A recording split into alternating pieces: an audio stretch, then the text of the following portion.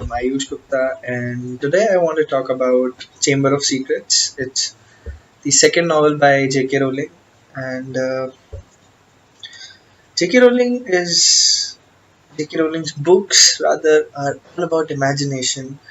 And generally, when watching a movie or reading a book, we tend to realize that if there is something out of the line or something extraordinary happening, like a new character say coming in or someone saying a particular line, you get the idea that somewhere somehow this is going to be used some later in the plot to impress upon something important or to generate the climax or something like that. With J.K. Rowling's books, a lot of effort is put into scenes, a lot of effort is put into writing dialogues that are not at all related to anything that is going to happen later. When you read the book, there, if you haven't read, even if you haven't read, I can tell you about this. It is not going to spoil the story. It is not going to hamper anything about the plot. In the book, there is an instance where Nearly Headless Nick meets Harry Potter and he says that I missed by just a muscle and a sinew the chance to be the part of a headless hunt. So he could not become a part of a headless hunt because his head was nearly beheaded but not exactly beheaded. Now, you imagine a ghost, you imagine the main character. If you just go into the shoes of J.K. Rowling, what she must have thought, at first you have to imagine the interaction between the ghost and Harry Potter. You have to imagine an entire headless hunt thing. You have to make up the dialogues. You have to create the entire scene in the reader's mind. And the most strangest thing of all, after having created such a subplot in more than 4 to 5 pages, it's left.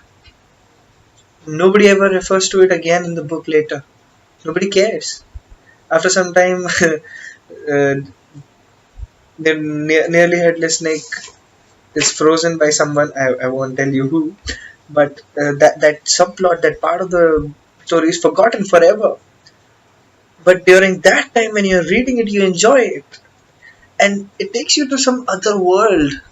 You are in the world of Harry Potter. You are in the world of magic, wizardry, witchcraft. You don't know what's going on, and you don't care what's going on. It's entertaining, and that is the power of imagination. Harry Potter, J.K. Rowling, her work is all about imagination. It's Many of the things are not about the plot. Many are. I'm not saying all of them aren't. Many are, but many aren't. The basic point is imagination is what makes your story better. So while